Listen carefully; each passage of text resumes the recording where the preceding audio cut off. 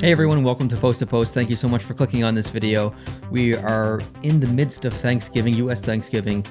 This is the time of year where a lot of hockey analysts say, if your team's not in the playoffs, there's probably about an 80% chance or 80 to 85% chance that they're not going to make the playoffs if they're on the bubble or on the outside. So this is a really crucial part of the year. We're more than a quarter of the way through. If you look at games played, for most teams, some teams are lagging behind a little bit and have some games in hand, but for the most part, this is a really important time of the year. It's a really good position in the year to gauge how teams are doing, and you see a lot of news outlets like Fox and TSN and Sportsnet all doing power rankings. So I figured, you know what, maybe I'll give it a try. I've done it in the past, over 2 years ago. Why not give it a try again now? It's the right time of year to do it. I had a great time today watching the Boston Bruins and the Rangers play an afternoon game. I really enjoyed that. It would be nice if there was more afternoon games, but I'm not going to hold you up too much further. I'm going to go through every single team, give a little bit of information and feedback from every single team, and give you my personal subjective, completely subjective personal list.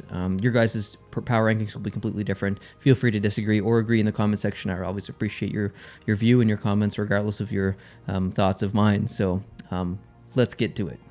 Number 31, the Detroit Red Wings.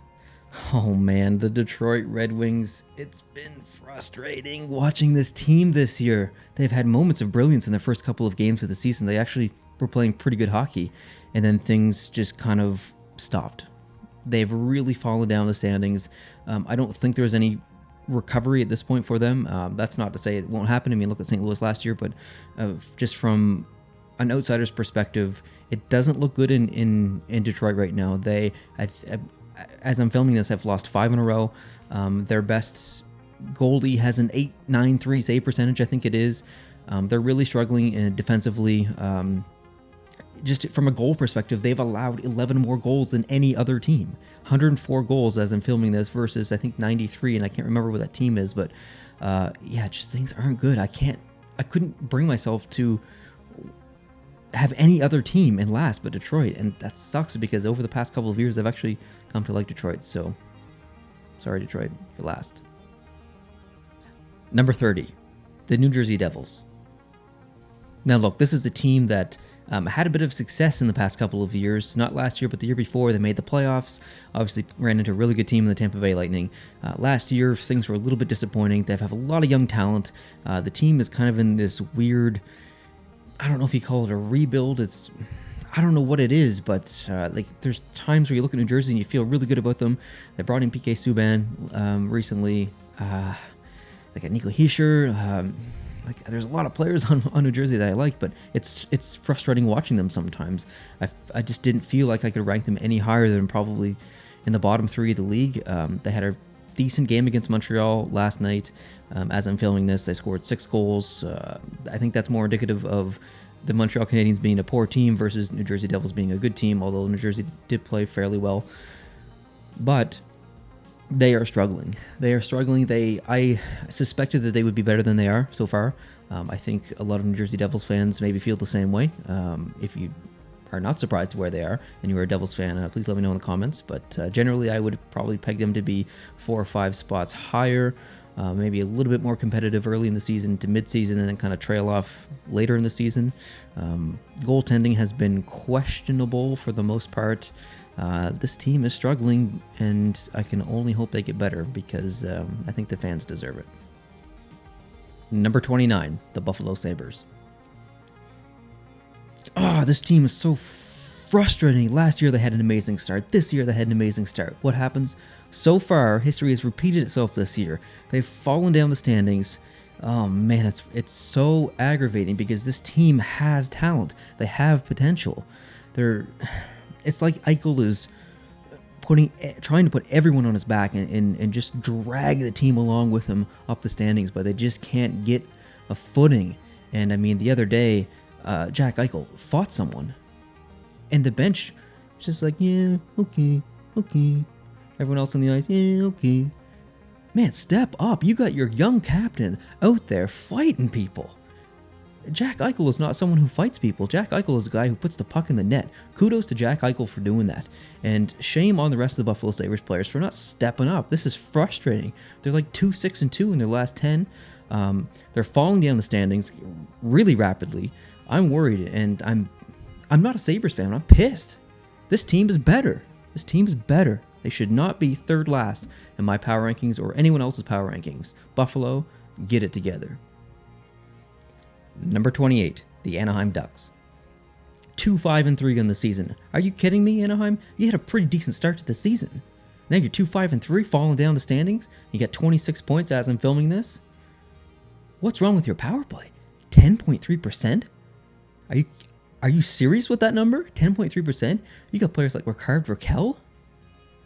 And you can't get higher than 10.3 in the power play? That's terrible. That's bad. That's real bad. It's frustrating. Yeah, you had some players leave. You had some players come in. You're better than this.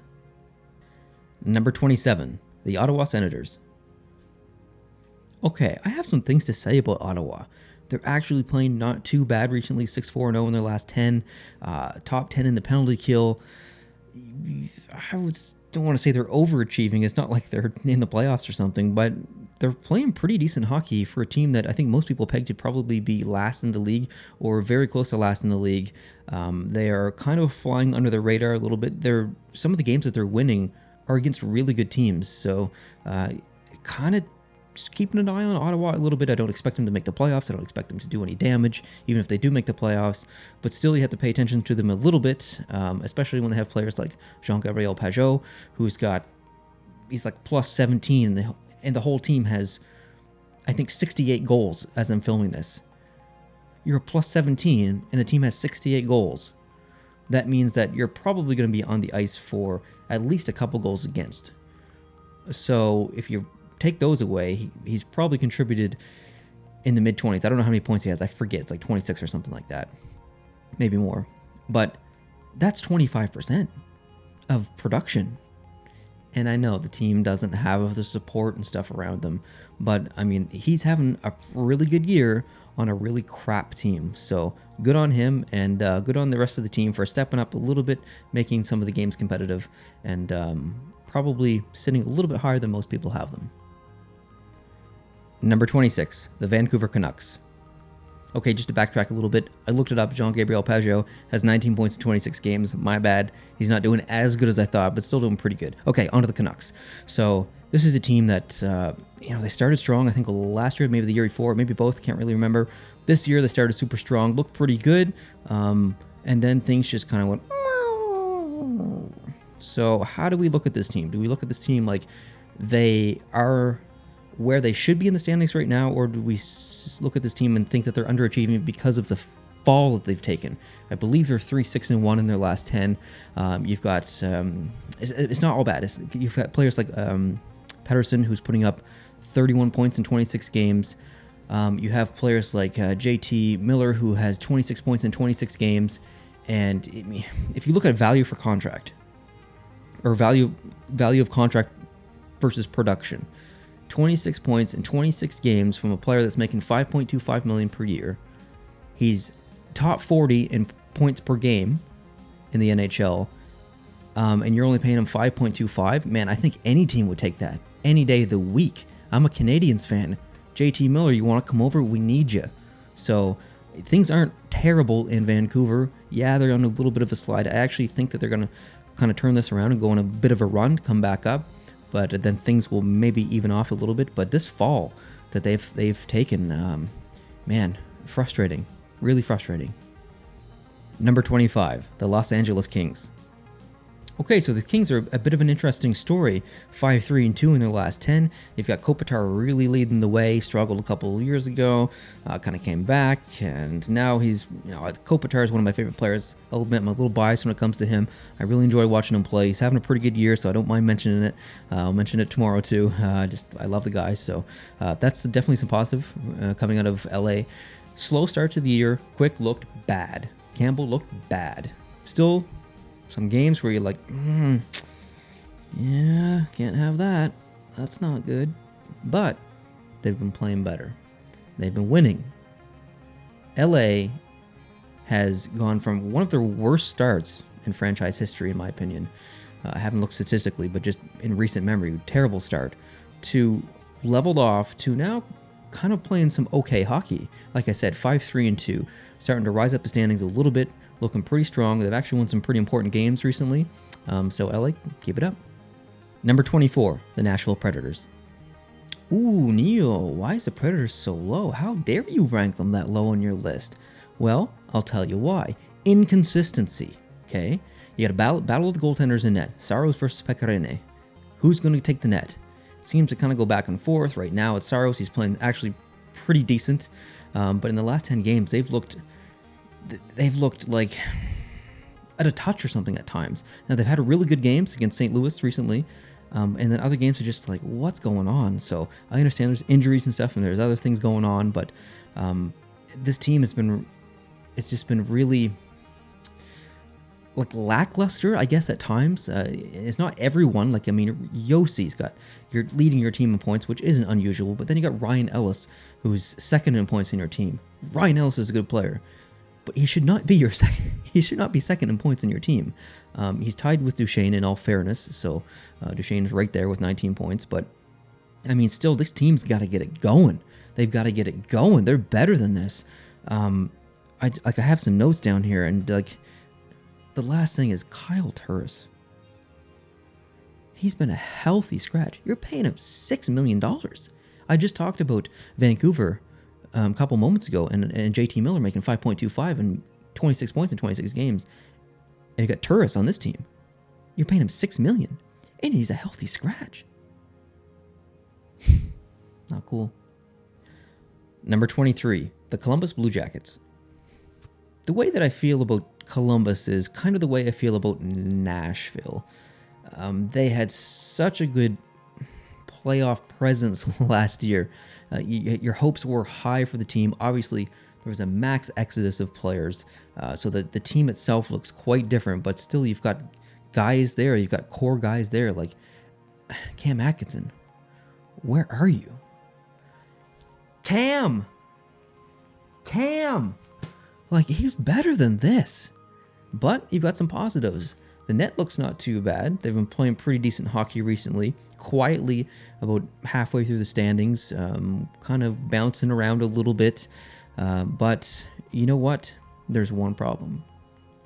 It's Boone Jenner. He's minus 13. His turnovers are ridiculous. Now, Columbus Blue Jackets fan, correct me if I'm wrong. Maybe it's just when I watch Columbus play. And granted, I haven't watched a lot of Columbus games this year. Maybe 6, 5, something like that.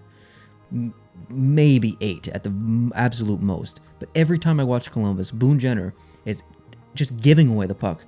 Oh, you want a free puck? Here you go. Yeah, no problem. Oh, hey, you want it? It's good. No, it's no problem. You can have it. No charge. It's free. He's got to stop. He's way better than that. He's an impact player. Not this year. Number 22, the Minnesota Wild. Devin Doom. Actually, you know what? He hasn't been that great this year. You know who has? Alex Stalock. Alex Stalock's been, like, real good. He has been by far the better of the two goalies, in my opinion.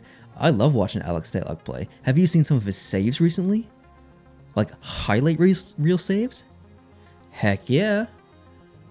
But then you kind of look around the team, and you got Koivu fading a little bit. He's getting a little older. Parise is, like, not the same player he was. And you've got Fiala, who's meh.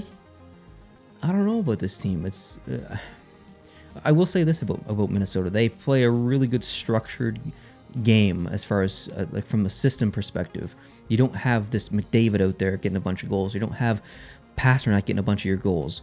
Generally, things are pretty evenly spread throughout the lines. Not completely, but I mean, there's contributions from not just one line, from others. Not high-scoring games for Minnesota generally. So it's a team that is more of a team than most other teams in the NHL. So I think that's like from a fan perspective, that's probably a pretty good thing. You don't want to have to rely on a couple of different players. So when you look at it like that, things don't look too bad in Minnesota.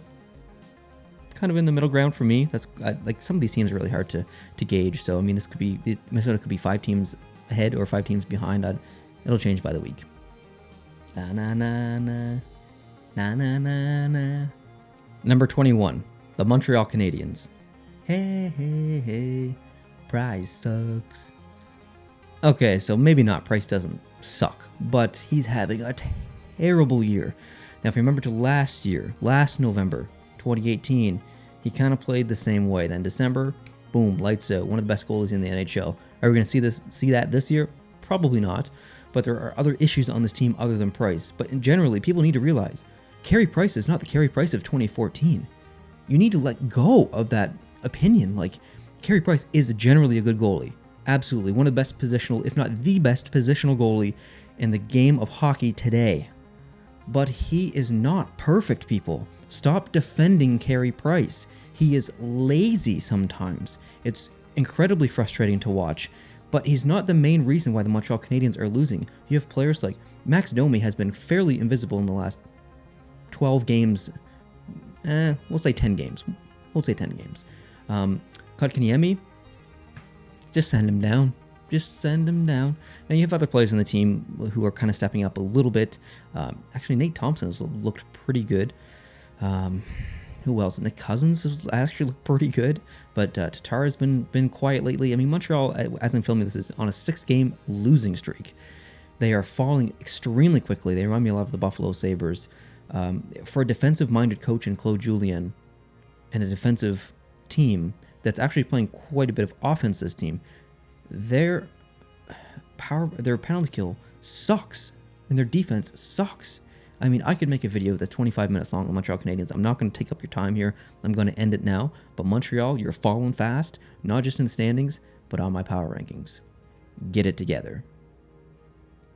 Number 20, the Vegas Golden Knights. One word, expectations. We have expectations. And by we, I mean not just Vegas Golden Knights fans, but general hockey fans. Okay? Vegas Golden Knights first year, all the way to the finals. Last year, extremely good team. Could have went to the finals, no problem, no question. This year, they look like an average team.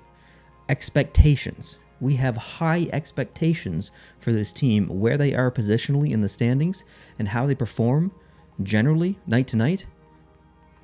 It's not acceptable. Like, we know this team is amazing. This team is amazing. It's incredible the way they play, the way that they won when they first started in the NHL, and then last year.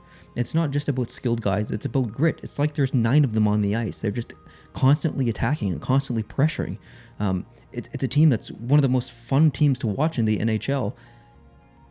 But can you say that this year? Other than Marc-Andre Fleury's amazing save, can you say that Vegas has been an exciting team to watch? Some games, absolutely. Recently, yeah, for sure. They've had some pretty good games recently, but still, they've really struggled. They're below 500 in their last 10. They have some guys who look pretty good, but I mean, expectations. This is a better team than where they are in the standings. This is not okay. But they will get better. I guarantee it. Oh, sorry, I wanted to say one thing before I went. Cody Eakin's poop. Number 19, the Calgary Flames. 28 points. Not too bad, I guess. But this is a team that really controlled most of the West last year. Extremely good team. But maybe some bad luck? Nah, okay. It wasn't bad luck. It was poor play in the playoffs last year that got them eliminated. But still, this is a team that's so good. Look at their lineup. It's so good. It's so good. But then you got players like Johnny Gaudreau, who's having a bad year. He's got 20 points in 28 games. I mean, it's funny that we're sitting here complaining about Johnny Gaudreau, or any player really, for getting 20 points in 28 games. I mean, that's not that bad, really. But it's Johnny Gaudreau.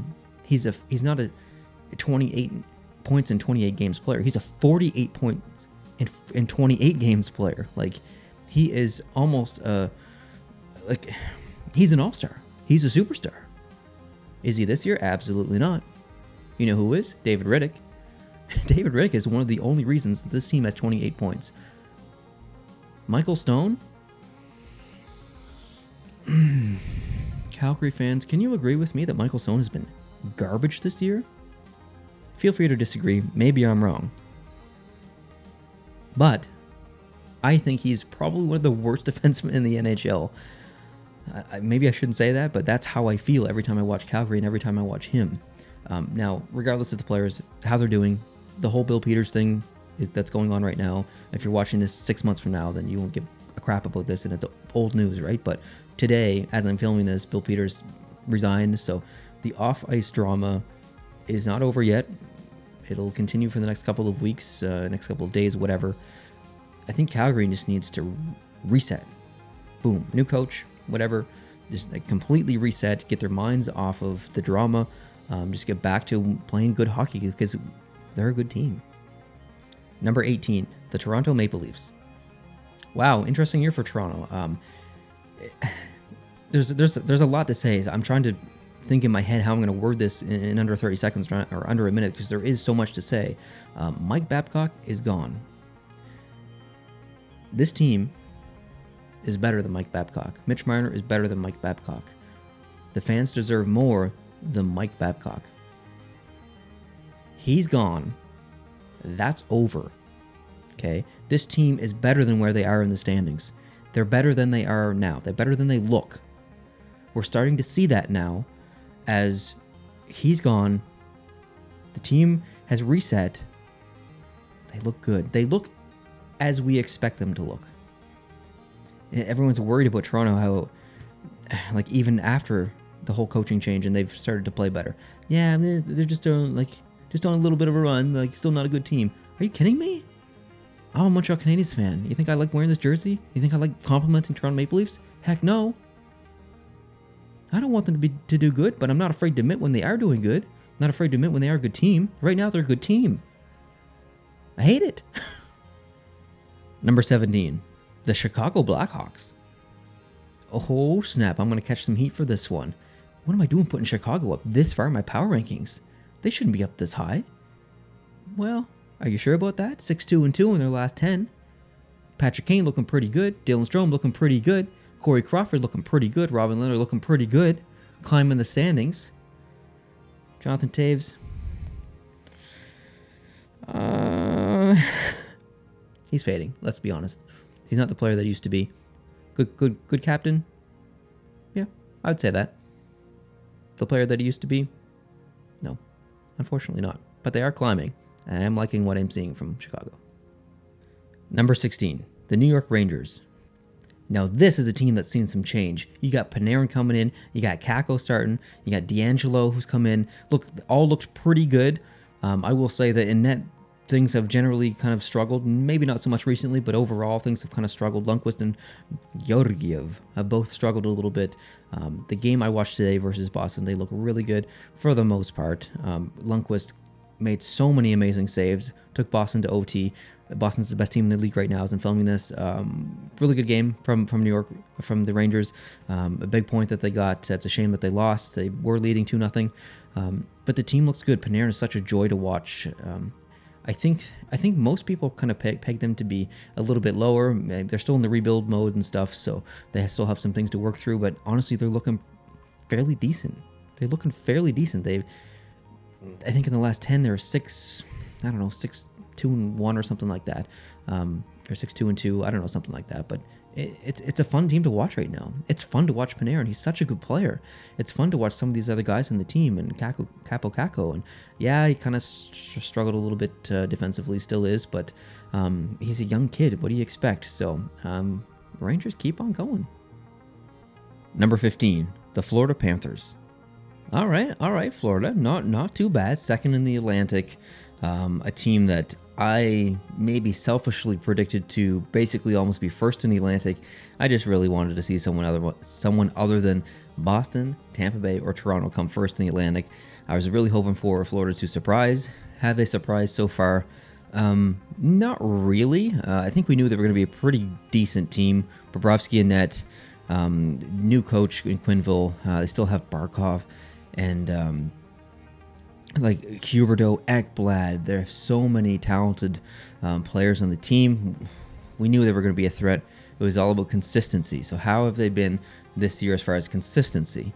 I would say average. I think they're 5-5 in their last 10. Bobrovsky honestly hasn't been that great. He's allowed 67 goals in 21 games, I think it was. Something like that. I would say maybe even worse than average. And Bobrovsky's one of the best goalies in the NHL, at least historically, not so much this year, obviously, but it's a team that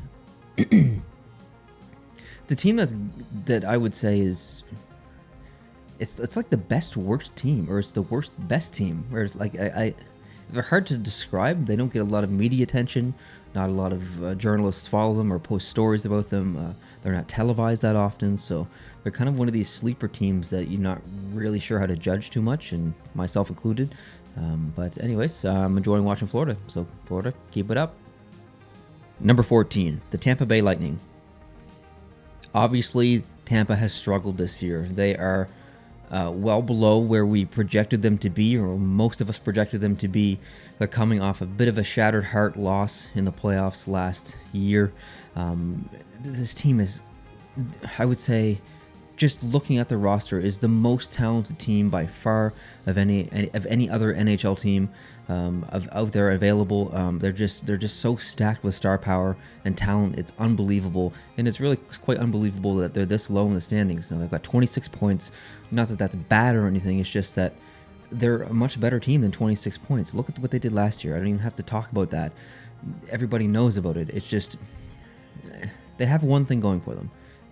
Are they average so far this year? Yeah, I would actually say they're pretty average, but they've got one thing going for them: games in hand. They have games in hand on every single team around them, which really helps their cause. So even though they only have 26 points and they're a little down in the standings, it's kind of smoke and mirrors a little bit, because once they play those 3 games in hand or 4 games in hand or 2 games in hand on the teams around them, they'll start to come up a little bit, and you could probably see them anywhere in between third and approaching maybe 3 or 4 points out of first with Boston. So don't sleep on Tampa. I know they're easy to make fun of because of what happened last year, but don't sleep on them. I'm not a very big Tampa Bay Lightning fan. I don't think I ever have been in any capacity, but I mean, don't sleep on them. They're so talented, and they're moving up the list. Number 13, the Colorado Avalanche. 30 points so far, 6-4 in their last 10. Colorado's looking pretty decent this year. I would say maybe on pace with last year. Much of the same lineup. Obviously, a couple new faces, Kadri, a couple others. Cale Makar's really stepped up. He's playing fantastic this year. If you guys haven't watched Colorado, and I know it's tough, like if you got your favorite team, maybe you're a Nashville fan and you don't get a chance to watch Colorado that much. If you get the opportunity, if you see it on satellite or TV or whatever, however you watch it online, please just watch a Colorado game and watch Cale Makar. Not when he has the puck, but when he doesn't have the puck or when he's about to get the puck. He's so smart as a young kid. Just if you get the opportunity, please just spend just 5 minutes and watch a Colorado game if you get the chance, and watch Cale Makar. Other factors with Colorado, obviously the loss of Rantanen has affected the team, unfortunately. They're still playing fairly decent. A really good system, really good structure team. That's why losing a big player like that isn't as impactful as if it happened on Edmonton. Like if Connor McDavid went down or something, that team would probably be decimated. No offense to Draisaitl, but I think Colorado's more of a systematic team, so they rely a little bit more on structure versus skill. That's not taking anything away from Rantanen or McKinnon or anyone else on the team. It's just how they're built and how they work. So Colorado is about where I suspected them to be. Number 12, the Philadelphia Flyers. Oh man, the Philadelphia Flyers. If you've watched my channel for any amount of time, then you'll know that I preach. I try not to get too preachy on this channel, but one of the things I do preach is that I struggle so much with Philadelphia, just to talk about them, to predict. They're just such a wishy-washy team for me. I can't predict them. I can't predict any moves that they make as far as roster or trades or anything like that, or signings. I just, for whatever reason, this team just like mystifies my brain. So I don't really know what my expectations were this year from Philadelphia. I always enjoy reading the comments from the Flyers fans because it gives me a little insight on the team. It makes me feel a little bit better about certain aspects of their game. But so far, from my perspective, goaltending's been questionable in some games, but honestly pretty decent for the most part. Hart's been good as a young goaltender, man. Like, that's tough to come in the NHL as a young goaltender, so he's doing pretty good. And I mean, Elliott's been really good in as a backup. Like, he's, other than his couple of bad years, statistically over the past 10 years or so, I mean, Elliott's been one of the best goalies in the NHL, and he's been pretty good this year. So other factors on the team, Voracek is hit or miss. He seems a bit invisible most nights. Yeah, it's just, I don't know. This team is winning, but like quietly. They're 5-2-3 in their last 10. Going into Thanksgiving, that's a pretty good record. You gotta feel pretty good about that. But they're in a tough division, so I put them a little higher than maybe most people, just because they're sneaky, and I don't really know how to rank them. So here they are. Number 11, the Carolina Hurricanes. Decent season so far from Carolina.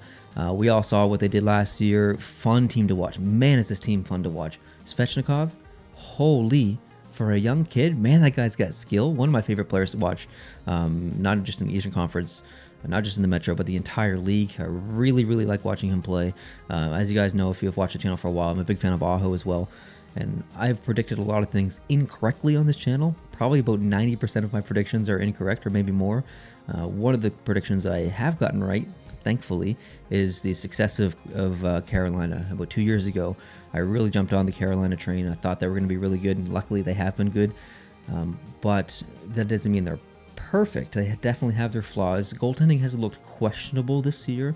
Other times it's looked pretty good. So I just really like the style of hockey that Carolina plays. They're gritty. They're in your face. They're really good at adapting to the other team's structure and play. They're so good at adapting on the fly. They play a really good matchup game. And yeah, I'm expecting big things from Carolina this year. Number 10, the San Jose Sharks. They go up, they go down, they go up. This team is kind of all over the place. You could probably put this team in 20th place. You could probably put this team in 7th place, depending on how they're playing on a certain night. It's really hard to kind of gauge this team and to place them in this power ranking list. Jones has been questionable at times this year, but recently he's been playing really well. The team in general has played very well as of late, and that's kind of why they are where they are in this list for me. As far as standings go, they're probably a little bit lower on my list, but as far as recent play, that brings them up a little bit. The return of Patrick Marleau has done wonders for the team. Kane is playing so well, but they got their struggles. I mean, LeBanc has been pretty poor defensively. Yeah, I mean, it's just kind of the same issues, the giveaways and stuff from last year. It can be a really frustrating team to watch at times, but they're so offensively gifted that they're one of the funnest teams to watch as well. I'm sure that lots of you got a chance to watch them in the playoffs last year, even if you don't like them or don't cheer for them. They are my second favorite team, so I'm a little biased and maybe some of my comments here, but like Timo Meier, I freaking love Timo Meier. I can't wait to get a Adidas jersey with his name on it. My plan is to get probably one of the third jersey, like the black one with his name on it. Just waiting for a good jersey deal, so you'll probably see that on the channel here soon. But I'm having a hard time finding that jersey on sale, so if you do see it on sale, please let me know. Number 9, the Arizona Coyotes. Now, there are a couple of low-key players around the league that I really like. Rickard Rakell is one of them. Joel Armia is one of them. Another one is Connor Garland. Man, he's fun to watch. He can create offensively. He's responsible defensively. He's gritty. He's so fast. There are other players on this team that I really enjoy watching. It's honestly a shame that they're in the West Coast and I'm on the East Coast. I live in Atlantic, Canada. It's really hard for me to watch them. I have the NHL Rogers, whatever. I can watch games online and stuff. But they're on so late at times, and I get up at 5:30, 6 o'clock in the morning to go to work, so I can't stay up too late and watch them. But the games that I do see and the highlights that I do see, I really like this team. Like, honestly, I really like this team, and Darcy Kemper has been so good. I would say that Darcy Kemper has been probably the top in the top 2 of goalies in the league this year, top 3 maybe. He's just been so consistent and so and it's not just saves, it's the quality of saves that he's making at times. It's just super impressive. I'm really happy that this team is where they are. Number 8, the Pittsburgh Penguins. You have one of the best players in the league, if not the best player, in Sidney Crosby playing for this team. And when he goes out, guess who shows up? Evgeny the Man Malkin. He has risen in times when Crosby has been out this year. And not just this year, historically. This is what happens. Crosby goes out, Malkin plays at an elite level. Malkin goes out, Crosby plays at an elite level. I don't know what it is about this team and that tandem, but it's like whenever one goes down, the other one puts the team on their back and just runs with it. And right now, that's Malkin. He is playing so well recently. It's just really impressive how this team adapts to injuries and still can be incredibly competitive. And they've been really competitive in this past little stretch. I mean, I think they're 6-1-3 in their last 10. Goaltending's been the biggest issue for them, honestly. Like defensively, they're not too bad. Dumoulin is probably one of the best defensive defensemen in the league. If you get a chance to watch him, I know it's boring to watch defense, but just watch how he handles himself in the defensive zone and look at his statistics. His statistics, if you just want to go look at those, I mean, it speaks for itself. And so the biggest issues in net, Murray has honestly not been good this year, and Jari has kind of been trying to steal the net a little bit. Also, not great numbers, but I'm really impressed. I'm not a Pittsburgh Penguin fan. I'll never be a Pittsburgh Penguin fan. They're very far down on my list of favorite teams. They're probably in the bottom 3 or 4. But I'm so impressed at how this team adapts and continues to stay competitive regardless of the carousel of people that have come in and out of this roster. It's super impressive, and I respect Pittsburgh a lot. I dislike that they're so good because I'm just forced to watch them all the time, but I really appreciate what they've done, and man, they're pretty hot right now. Number 7, the Winnipeg Jets. You know, a couple moments ago I spoke about players that kind of under the radar a little bit league-wide, but I really enjoy watching. There's another name I can add to this list. He plays for the Winnipeg Jets. His name's Kyle Connor. I love Kyle Connor. He's so fun to watch. He can create something out of nothing all the time. He's fast. He's accurate. He's just high energy. I really enjoy watching him play. Winnipeg is... We also talked about expectations a little bit earlier with Vegas. Expectations for Winnipeg are pretty high. They've got a lot of skilled players on their team. Laine, he's been playing pretty decently this year. But then you got players like Wheeler who've been struggling. This is not a good year for Blake Wheeler. I'm curious to know your thoughts. Winnipeg Jets fans, what do you think's going on with Wheeler? Is it an injury? Is it personal? Is it just mental? What's going on with Blake Wheeler, and how do we fix it? Or not we, but how does he fix it? Love to hear your thoughts on that. Otherwise, Connor Hellebuyck has completely stolen games for Winnipeg this year. He's been unreal at certain times of the year. One of the best goalies in the league. He had an amazing year 2 years ago. Last year, he kind of fell down a little bit. Still a good goalie, but kind of fell. This year, he's looking like he did in that 2 years ago, that first year of just real strong play. So good news for Winnipeg, and I'm enjoying watching them play. Number 6, the Edmonton Oilers. This team's overachieving. McDavid and Draisaitl, that's all they got. Is that fair criticism? Those are the common themes on social media in comment sections by commentators. Are those accurate? Yes, kind of. McDavid and Draisaitl obviously are the leading force of the team. There's no one else even close to them as far as points, as far as skill. If they went down, the team would be, unfortunately, pretty decimated. Koskinen has played really well this year, not so much last year. Definitely this year, really like what I'm seeing from him. James Neal had a good start, leveled off, but generally, this team, I would say, I don't know if I'd use the word overachieving. I think that might be a little bit of an overstatement. I don't think they're overachieving. I just think that they're... Lucky's not the right word. I struggle to find the words to describe Edmonton. Am I surprised that they are where they are? I'm actually not when it comes to, you can't count McDavid. It was the same with Crosby. You can't, whatever team McDavid's on, don't count them out. Whatever team Crosby's on, don't count them out. So I'm not really generally surprised that Edmonton is where they are. I'm definitely impressed for sure. Do I think they'll keep it up? I actually do hope that they do. I don't know if I think that they will.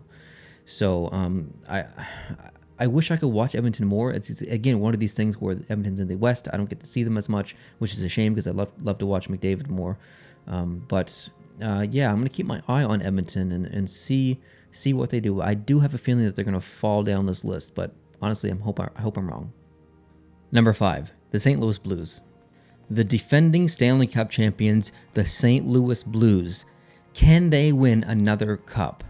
It's about expectations again. That word expectations I've been kind of talking about a little bit. When you see your team win the Stanley Cup, what do you want? More cups. Can this Blues team win another Stanley Cup? You look at their roster, you look at their play this year, you look at their goaltending, look at the reaction of the players and the mentality and the emotion, and you try and come up with an answer. Do you think they can win a Stanley Cup? Yeah, I actually do. I don't think they're going to, but I think they definitely could. Binnington has looked really solid in net. Hey, did you see the game the other day where they were wearing those awesome new jerseys, and he had the pads to match? Oh, that's got to be one of my top 5 favorite goalie uniforms in the entire history of the NHL. He looks so good. I love the throwback. Sorry to get sidetracked there. A couple issues in St. Louis. The loss of Tarasenko, obviously painful. There's suspension to Bortuzzo recently and questionable plays and stuff. Obviously a bit of an issue. Nothing long-term, just more emotionally and short-term problems. But the physical play, just to kind of segue from Bortuzzo and his physical play. The physical play of the St. Louis Blues is one of the reasons why they were so successful last year in the playoffs and in the regular season, and their comeback from the new year to basically mid-April when the season ended. Watching St. Louis play and seeing how physical they are and seeing how aggressive they are with the puck and how generally responsible they are in the defensive zone is fun to watch. I mean, I like physical play. I'm a bit old school like that. I like fights. I like big hits. It's one of the reasons why I do like the St. Louis Blues. I don't think they'll win a Stanley Cup again this year. I think there's other teams that just want it more, but I'm not going to lie, I wouldn't be upset if they did. Number 4, the Dallas Stars. The Dallas Stars are arguably the hottest team recently in the NHL, 8-1-1 in their last 10. The missing formula in Dallas is always something that has eluded everyone.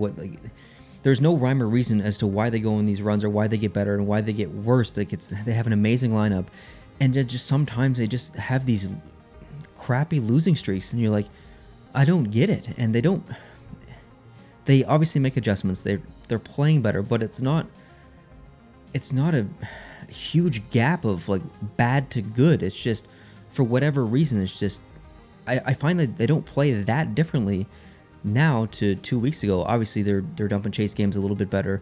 There's some other areas around the rink that they're better at, but generally I think this team is kind of playing like they always did. I think they're just being a little bit more relaxed, taking in the defensive zone, not kind of holding their sticks too tight, taking a little bit more risks offensively, shooting the puck a little bit more. But as far as the winning formula, it's kind of been a mystery. That kind of hard time grasping that and being consistent and holding on to it. And they had a great run last year in the playoffs. As far as the players go, Jamie Benn has been a little bit wishy-washy this year. Still the best captain in the league, in my opinion. Rope Hintz, amazing name. I just want to say it, Rope Hintz, over and over again. It's just an amazing name, fun to watch. Radulov, I would say, has been underperforming. Pavelski, new kid in town, still standing in front of the net trying to tip pucks and stuff. I would say underperforming a little bit, but won't be too hard on him. He's in a new team, new city. He's played his entire life basically with San Jose, so won't be too hard on him.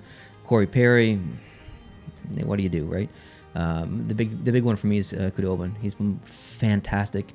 Bishop's been good too, but Khudobin has been he's been fun to watch. Big saves, splits, pad stacks, everything. Love the guy, and I love Dallas too. So Dallas, keep on going. Number 3, the New York Islanders, 34 points now. That big, giant, massive, long 17-game point streak. It's over now.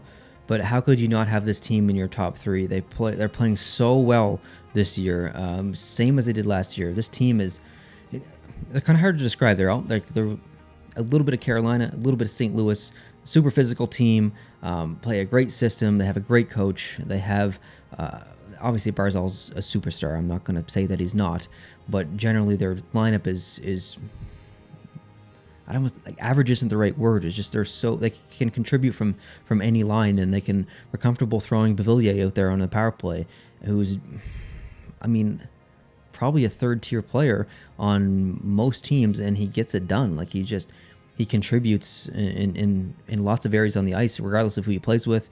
And I'm not just talking about him, but just generally they have a lot of those types of players. They're kind of like Vegas too, in a way. I love their physicality.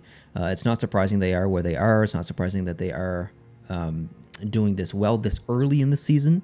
Goaltending has been fantastic.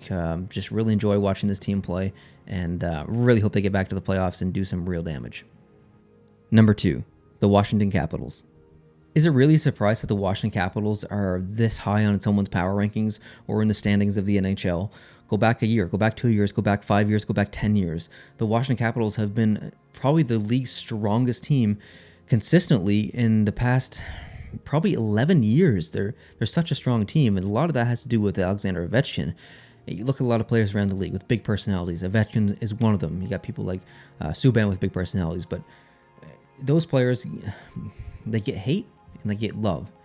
And there's not a lot of in between with these players. A lot of people hate Ovechkin. A lot of people love Ovechkin. I love Ovechkin. I think he's a fantastic player. Obviously, he has his faults. Every player does. And sometimes he has big faults. But I love his personality, and I love his ambition, his drive, his love for the game. He wants to win. Maybe more than anyone else I've seen in recent NHL history, and like in the recent NHL seasons. Like he loves hockey. He loves to win.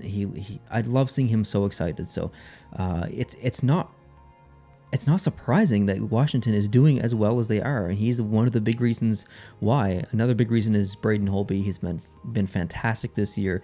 Obviously, you have other players on the team like Backstrom, who's always going to do well and be underrated and stuff. But Washington is they're such a powerhouse every year. It's hard to imagine them being a bad team. Like, can you imagine Washington missing the playoffs? Wouldn't that be a weird year if Washington missed the playoffs? I'll just end by saying that John Carlson's probably having a career season. He's I would say by far their best player so far this year, and they have a lot of good players. So yeah, like not a surprise where Washington is. Just a fun team to watch, and I doubt that they'll fall down too far on the list here. Probably be top 5 the entire year. Number 1, the Boston Bruins. Do you know how difficult it is for me to put the Boston Bruins first on any ranking list? I'm a Montreal Canadiens fan. I feel disgusting wearing this jersey, even though I will say it's one of my favorite jerseys in the league. It feels gross. It feels wrong. I'm going to shower after this video. I can't wait to do that. But I have to give credit where credit is due. And the Boston Bruins look so good this year. That's why they're my pick to win the Stanley Cup. Pasternak. Man, this guy just keeps scoring. It's unbelievable. I mean, it's not unbelievable. He's an amazing player, but he's having just an amazing season. Every time he touches the puck, something amazing happens. It's quite fun to watch. There's a lot of talk about him around the league. Someone not a lot of people are talking about is Brad Marchand, who is, I think, leading the team in points as I'm filming this. So I don't know if his history negates any love for him now, but he is such a good player. And I've always said this on the channel, and people I've had on this channel have said the same thing. It's amazing that someone that's that good can be that stupid sometimes and get into the shenanigans that he's gotten into. Now, he's been pretty good in the last couple of years. I think his most recent offense was those couple of licks that he threw out. But generally, he's been amazing. And I apologize. I've used the word generally probably 1,000 times in this video, so I'm sorry. But he's been really good this year, just as he has every year basically for the past 10 years, I would say, or maybe a little less. But it's a team that can come back in any situation. It's a team that can, for the most part, hold the lead in any situation. They are gritty, they're physical. Goaltending has been fantastic. Rask and Halak are a great combo. All this said, they're still a team that is not playing to their potential. They're not getting much secondary scoring. DeBrusk hasn't been that great this year. They need that secondary scoring. They're missing Bergeron recently. It's amazing that I can sit here, or anyone can sit there and say, that Boston is number one on their power rankings, or number one on their list, and they are number one in the NHL statistically and standings wise. It's amazing that we can sit here and say this and say that they're not playing to their potential. And I think they have such a great chance at getting back to the Stanley Cup Finals. It's scary for me as a Canadiens fan. I don't want to see it because I don't necessarily want to see Boston do good. Sorry, Jason. Sorry, Joey. Sorry, the other Boston fans who follow this channel. But it's a fun team to watch. I hate saying that. I watched Boston play this afternoon. I literally cheered when Pasternak scored that goal in that game. Like, what's wrong with me? Like, they're just a fun team to watch, and I do like a lot of the players on the team. So there you have it, guys. There's my power rankings. It was a bit clumsy. I apologize for some of the flubs and just I was all over the place a couple times and stuff. I hope you enjoyed it. I tried to wear a jersey for every single team that I was talking about. I tried to change the colors in the background for every team that I was talking about to kind of match the jerseys and match the vibe. Not sure how this video is going to turn out. I've never done anything quite like this in the sense of editing. So I hope you enjoyed it. If you didn't, please let me know. I'd like to improve in the future. But if you did like it, please let me know as well. I'd really like to hear your feedback, regardless of whether it's positive or negative. If you want to save $20 on SeatGeek from your first purchase, all you need to do is use the code POST2POST. That'll save you $20 off your first purchase. And yeah, thanks for watching, guys. I really appreciate it. I'll lastly just say, if you're not subscribed and you've made it this far in the video, I have a feeling that you maybe enjoyed it. So go on down and hit the subscribe button if you're not subscribed already, and hit that like button too. The more likes, the better. So if you could hit the like button, that would be great. So hope you have a good day, and I'll catch you in the next video. Adios.